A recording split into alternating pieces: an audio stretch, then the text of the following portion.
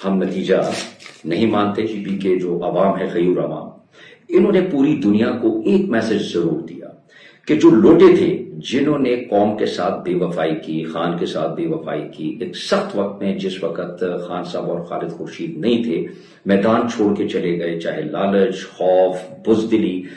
تو اس قوم نے ان لوگوں کو جو ریجیکٹ کیا وہ بہت بڑی مثال قائم کی. پیپل پارٹی اور مسلم لیگ یہ ایک سکے کے دو رخ ہیں، اور یہ سکہ ایک صاحب کے پاس ہے اور پورا پاکستان جانتا ہے، اور یہ اس سکے کے ساتھ کھیل رہے ہوتے ہیں. D G S P R صاحب، آپ کی خاموشی جو ہے یہ بہت بڑا سوالیہ نشان ہے ہمارے لیے، پورے پاکستان کے لیے.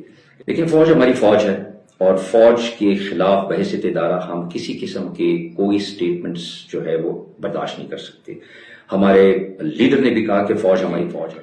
اللہ کا فضل کرم ہے کہ ہماری جو یوتھ ہے، doctors, engineers, I T professionals, الحمدللہ جیسے فوج بارڈر کے اوپر حفاظت کرتی ہے، اور وی فیل پراؤڈ.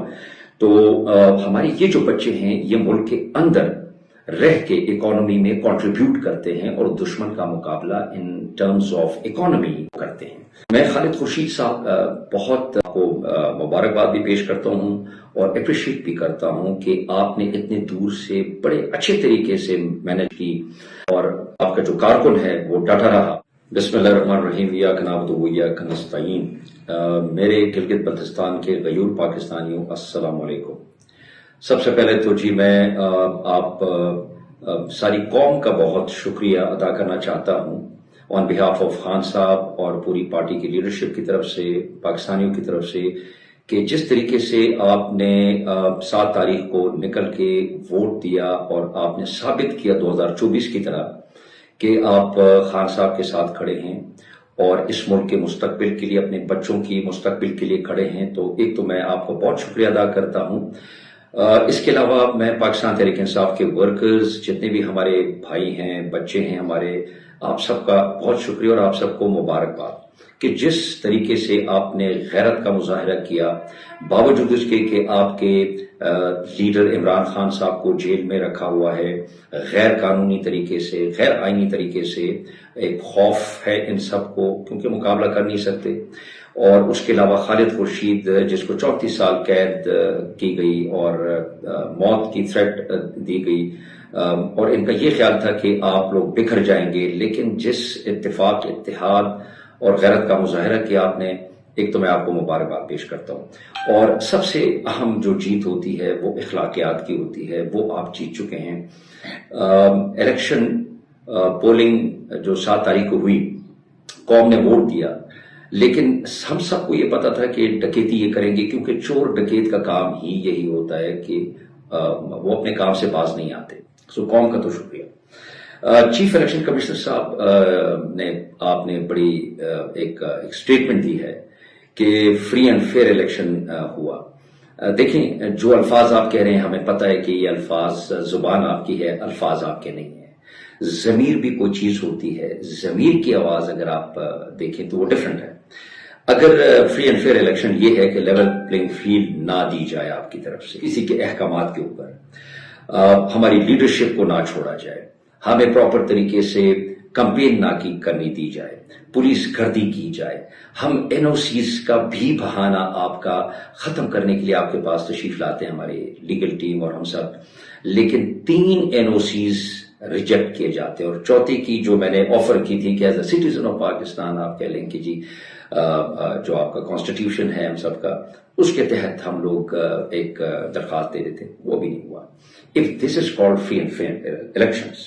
پھر 7 تاریخ کو جو پوری دنیا نے دیکھا کہ جس طریقے سے پولنگ ہوئی، کہ آپ کے اگر اپنے پریزائڈنگ آفیسرز فارم 45 کے اوپر یہ لکھ کے دیں کہ جناب ایک پولنگ اسٹیشن کا لکھا گیا، ضائے پور کا لکھا گیا کہ جناب اس میں 1108 ووٹ جو ہے وہ اس وقت ابھی تک اس کا رزلٹ نہیں آیا. لیکن جب ہماری پوری ٹیم کل ہم لوگ گئے ڈی آر او کے پاس، اور ہم نے 2 پٹیشنز دائر کی، اور اس میں ہم نے پولنگ اسٹیشنز کا بھی ذکر بھی کیا. اب اس پولنگ اسٹیشن کا بھی ذکر ہے کہ ابھی تک یہ رزلٹ نہیں آیا، لیکن فارم 47 آپ نے جاری کر دیے. جی ہمیں یہ سمجھ نہیں آتی کہ کس قانون کے تحت جب یہ رزلٹ اس وقت پینڈنگ ہے۔ دوسرا جو بے قاعدگیاں کی گئی آپ کی سربراہی میں کہ آپ کا پریزائڈنگ آفیسر لکھ کے دیتا ہے کہ جناب ناکئی پولنگ اسٹیشن کے اوپر کہ 200 ووٹ جو ہے وہ ریٹن فارم 45 کے اوپر لکھتا ہے کہ 200 ووٹ جو ہے وہ بوگس ہے۔ اس کے بعد پھر 75 ایک اور پولنگ اسٹیشن پہ ہے، اسی طرح چورٹ جو پولنگ اسٹیشن ہے یہ وہ ہے جو ریکارڈ کے اوپر لائے گئے ہیں۔ جو باقی پول کیے گئے جو بڑا زبردست آپ لوگوں نے مینج کیا کہ 2-2 4-4 6-6 ووٹ ایک ایک بندے نے بوتھ کے اندر ڈالا، تو if this is free and fair elections تو یہ تو کوئی ماننے والی بات نہیں ہوگی۔ اس کے علاوہ منی مرگ میں گیا 7 تاریخ کو، ایک پولنگ اسٹیشن ہے ناگئی جس کے اندر مار کٹائی ہوئی، پولیس جو پنجاب پولیس آپ نے کھڑی کی تھی they were facilitating the other parties، اور ہمارے بچوں کو مارا گیا، سر پھوڑے گئے، اور پریزائڈنگ آفیسر جو ہے اس نے پاکستان تحریک انصاف کے ہمارے جو پولنگ ایجنٹ ہے کالر سے پکڑ کے ان کو باہر نکلوایا۔ فری اینڈ فیئر الیکشنز ہیں۔ if this is free and fair elections تو ہمیں سمجھ آتی ہے کہ آپ کی زبان جو ہے وہ ہے، لیکن الفاظ کسی اور کے ہیں جو کہ آپ کہہ رہے ہیں۔ اس کے بعد پھر ہمارے پولنگ ایجنٹس کو زد و کوب کیا گیا، ان کو نکالا گیا باقی پولنگ سٹیشنز استور میں بھی۔ یہاں پہ کل جب ہمارے پاس ڈی آر او نے ہمارے ساتھ میٹنگ کی اور ہمیں پرومس کیا کہ 5 دن ان کے پاس قانونی طور پہ ہے کہ ہماری یہ پٹیشنز اور ہماری یہ جو ریزرویشنز ہیں جو آن دا ریکارڈ تھے قانونی طور پہ، انہوں نے پرومس کیا کہ وہ آپ کو بھیجے جائیں گے۔ لیکن کل آپ نے فارم 47 1008 ایک پولنگ اسٹیشن ہے جس میں ہو سکتا ہے ہمارے 1000 ووٹ ہوں، لیکن آپ نے 452 ووٹ کی جو ایک بوگس رزلٹ ہے وہ آپ نے فارم 47 جاری کیا۔ اس کے علاوہ کوشش آپ لوگوں نے کی، دیکھیں ایک جو بہت بڑا ایک ہمیں ثبوت آیا کہ ایک پاکستان مسلم لیگ کے کینڈیڈیٹ صاحب جو ہیں جن کا نیشنل میڈیا کے اوپر ذکر ہوا کہ جنہوں نے کہا کہ جی ادارہ جو ہے فوج بحیثیت ادارہ ہمیں لے کے آ رہی ہے یا لے کے آئی ہے، جو بھی سٹیٹمنٹ اس نے دیا، لیکن فوج ہماری فوج ہے اور فوج کے خلاف بحیثیت ادارہ ہم کسی قسم کے کوئی سٹیٹمنٹس جو ہے وہ برداشت نہیں کر سکتے۔ ہمارے لیڈر نے بھی کہا کہ فوج ہماری فوج ہے، لیکن D G S P R صاحب آپ کی خاموشی جو ہے یہ بہت بڑا سوالیہ نشان ہے ہمارے لیے، پورے پاکستان کے لیے۔ دیکھیں جب بھی اس ملک میں ادارے کو ہٹ کیا گیا وہ لوگ اقتدار میں آئے، جو لوگ انڈیویجولز کو پوائنٹ آؤٹ کرتے رہے، اٹھائے گئے، زد و کوب کیے گئے، تشدد کے نشانے بنائے گئے، تو ہمارے لیے یہ تو ایک ریڈ لائن ہے کہ پاک فوج ہماری ریڈ لائن ہے، بحیثیت ادارہ اس کو ہٹ کرنا ٹھیک نہیں ہے۔ دوسری چیز دیکھیں D G S P R صاحب، یہ جو آپ بیانیاں کرتے ہیں کہ ہمارے جو ٹولہ ہے انتشاری ٹولہ، دیکھیں اللہ کا فضل کرم ہے کہ ہماری جو یوتھ ہے، doctors, engineers, I T professionals, الحمدللہ جیسے فوج بارڈر کے اوپر حفاظت کرتی ہے اور وی فیل پراؤڈ، تو ہمارے یہ جو بچے ہیں یہ ملک کے اندر رہ کے اکانومی میں کنٹریبیوٹ کرتے ہیں اور دشمن کا مقابلہ ان ٹرمز آف اکانومی جو ہے وہ کرتے ہیں۔ سو یہ ہمارا فیوچر ہے، یہ ہمارا اثاثہ ہے، انتشاری ٹولہ نہیں ہے۔ میں خالد خورشید صاحب بہت آپ کو مبارکباد بھی پیش کرتا ہوں اور اپریشیٹ بھی کرتا ہوں کہ آپ نے اتنے دور سے بڑے اچھے طریقے سے مینج کرنے کی کوشش کی، اور آپ کا جو کارکن ہے وہ ڈٹا رہا۔ جو لوگ ایک اور مستحق ہے جی بی کے جو عوام ہے، غیور عوام، انہوں نے پوری دنیا کو ایک میسج ضرور دیا کہ جو لوٹے تھے، جنہوں نے قوم کے ساتھ بے وفائی کی، خان کے ساتھ بے وفائی کی، ایک سخت وقت میں جس وقت خان صاحب اور خالد خورشید نہیں تھے، میدان چھوڑ کے چلے گئے، چاہے لالچ، خوف، بزدلی، تو اس قوم نے ان لوگوں کو جو ریجیکٹ کیا وہ بہت بڑی مثال قائم کر دی، ان کا پولیٹیکل کیریئر ختم کر دیا تاکہ آئندہ کے بعد کوئی جرت نہ کر سکے کہ بزدل یہاں پہ آئندہ کے بعد ایکسیپٹیبل نہیں ہے۔ دوسری دیکھیں پیپل پارٹی اور مسلم لیگ، یہ ایک سکے کے دو رخ ہیں، بڑا کلیئر ہونا چاہیے. انہوں نے اپنی فیملی پالیٹکس کرنی ہے, بچوں کے فیوچر دیکھنے ہیں, کس نے کب پرائم منسٹر بننا ہے, کب چیف منسٹر بننا ہے. ایک سکے کے دو رخ ہیں, اور یہ سکہ جناب ایک صاحب کے پاس ہے اور پورا پاکستان جانتا ہے, اور یہ اس سکے کے ساتھ کھیل رہے ہوتے ہیں. اب یہ نہیں پتا کہ پیپل پارٹی نے کون سی ڈیل کی ہے, لیکن یہ دونوں ایک ہیں. ملک کا بیڑا غرق کرنے میں یہ ہے, معیشت خراب کرنے میں.